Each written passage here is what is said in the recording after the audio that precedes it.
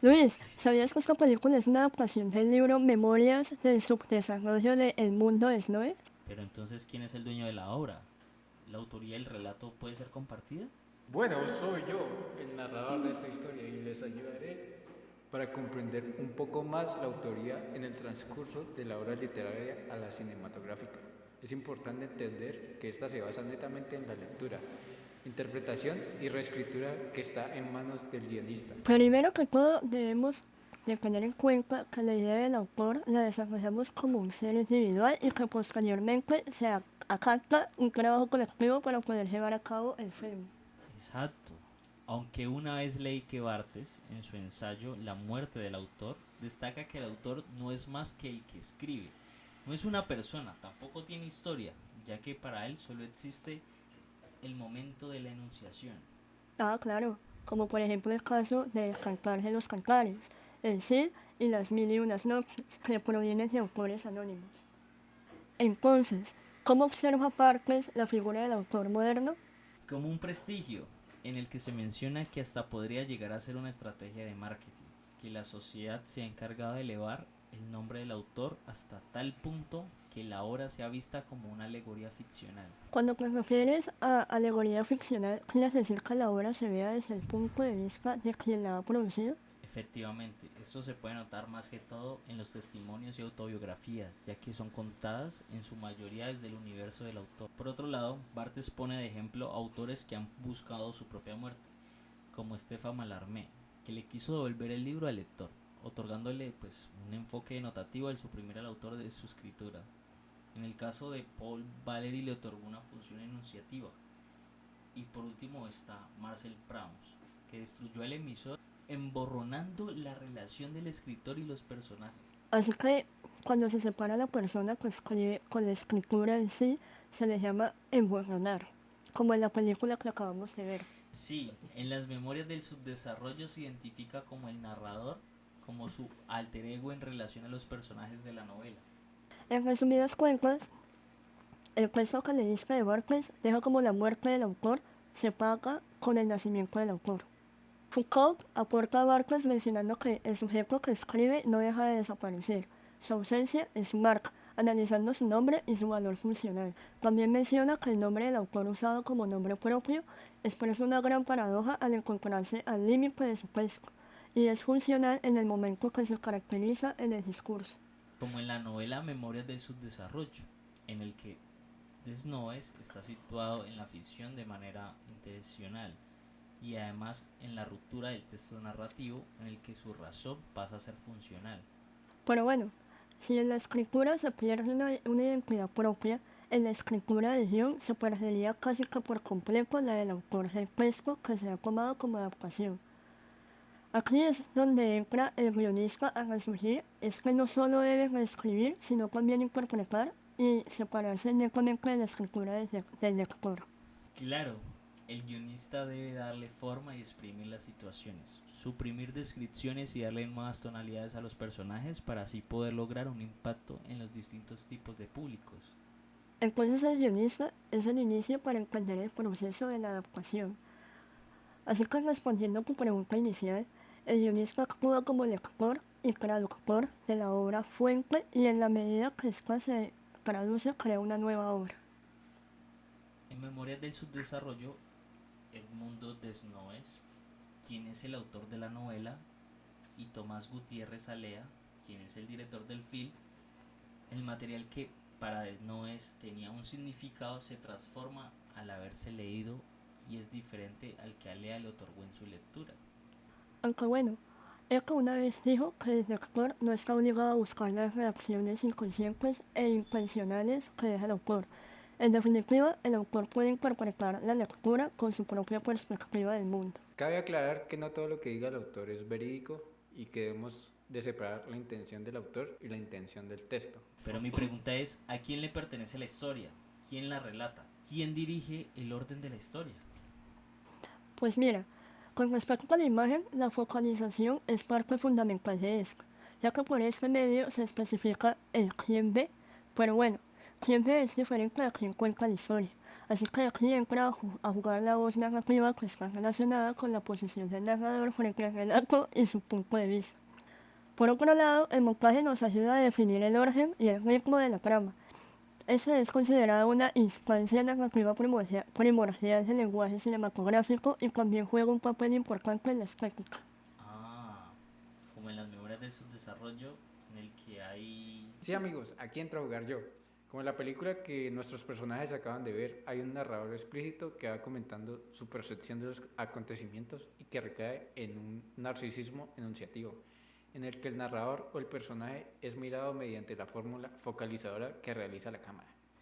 Yo les expliqué mi papel en esta historia, así que adelantaré hasta el punto que más rabia le da a los lectores, la fidelidad.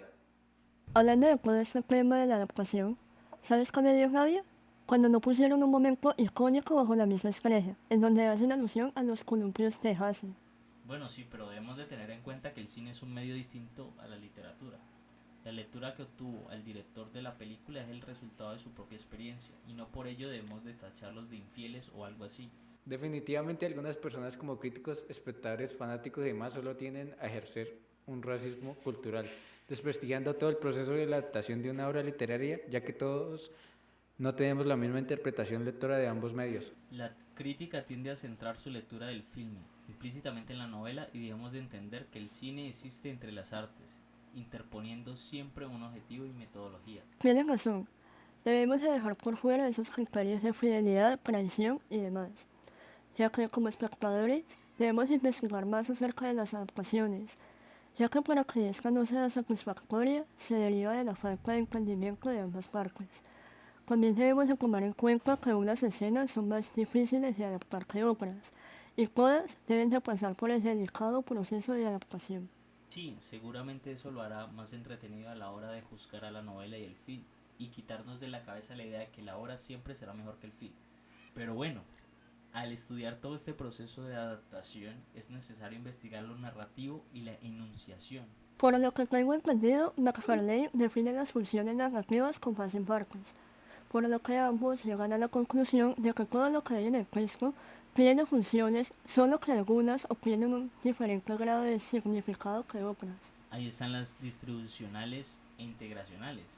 Sí, para diferenciar lo que debe ser transferido y propiamente adaptado. A las distribucionales se les otorga el nombre propio de funciones, y estas tienen relación directa con las acciones de la trama, y a las integracionales se les conoce como índices, y estas necesitan de un concepto para significado de la historia. Es decir, que las funciones están ligadas a la acción y los índices implican ser o estar. Sí, y de paso, las funciones se dividen en cardinales y catalizadoras. ¡Hey! Soy yo de nuevo. Bueno, es importante hacer esta intervención entre la conversación que están teniendo nuestros amigos hoy. ¿Por qué? Ven, te explico. Cuando se habla de cardinales, pueden ser los puntos de ruptura de la narrativa transferida de la obra al filme, por lo que, ojo a esto, que es clave, tiene consecuencias directas en la trama, ya que crea los momentos cruciales de la narrativa, así que los cardinales tienen que ver directamente en lo que a fidelidad se habla. Por otro lado, tenemos los catalizadores, que trabajan de forma complementaria a los cardinales. Se usan para poder darle a la historia un sentido unilateral y cronológico. Es como si fueran los conectores de las grandes acciones. Siguiendo con las integracionales, que bien podemos llamarlos índices, se conforman en dos partes, que llamaremos índices e informantes, en los que solo los informantes suelen ser transferidos directamente, ya que éstas están relacionadas con los personajes y la atmósfera de la narración. Estos pueden ser alterados por cuestiones de producción, como casting, presupuesto, etc. Con esto claro, podemos dejar que nuestros amigos sigan hablando de la enunciación. La enunciación entra en lo narrativo y eso se encarga de gestionar la presentación y recepcionar lo narrativo. Asimismo, hay elementos que requieren de readaptación y pertenecen a la adaptación propiamente. La adaptación propiamente, o bueno, transformación, se deben de localizar los equivalentes visuales e identificar la forma en la que se presentan como códigos netamente cinematográficos. Aprovechando que los interrumpí de nuevo, les daré unos diversos modos de enunciación. Tiene dos sistemas de significación: el significado verbal de la novela, que actúa de manera conceptual, contra el significado visual de la película, que actúa de manera perceptiva. la característica lineal de la novela y la especial del filme, los códigos intra y extra cinematográficos en los cuales los intras son el montaje, puesta en escena, planos, movimientos de cámara y los extras son códigos lingüísticos, visuales, sonoros y culturales. La diferencia de la lectura de la historia, en este caso, la obra sería la contada y la película la mostrada. Ahora sí, volvamos a darle play. Por lo que la enunciación es lo que se usa para crear el significado en la versión cinematográfica de una obra literaria. Hablando de la enunciación, ¿sabías que la alternancia es un recurso de este, otorgando al director a componer la trama a su gusto? Ah, sí. Según McFarlane, la adaptación se puede llevar por medio de alternancia manejando los tiempos cinematográficos. Él dice que es una clave esencial. Sí, el mismo autor también divide la alternancia en oposiciones de micronivel y macronivel. Estas últimas se difieren por contradicciones, como escenas filmadas en interior y contra escenas filmadas en exterior, lugar privado contra lugar público y así. Son decisiones que ofrecen al espectador una complejidad basada en la contraposición. En cambio, las micro difieren en los códigos cinematográficos como el sonido in, off, plano fijo o en movimiento, plano o contraplano y así. Bueno, para dar pie al próximo tema que nuestros personajes hablarán, les contaré un poquito de cultura universal. En 1969, Julia Kristeva realizó un comentario del texto de Mikhail Bakhtin acerca del diálogo en la interpretación de una obra literaria y apropió este término como intertextualidad, que difiere a mosaico de otros textos. Desde ahí, la intertextualidad se va enfocando al estudio de las influencias literarias que nutren un texto literario, superando la unidireccionalidad y haciendo énfasis en procesos de creación y recepción.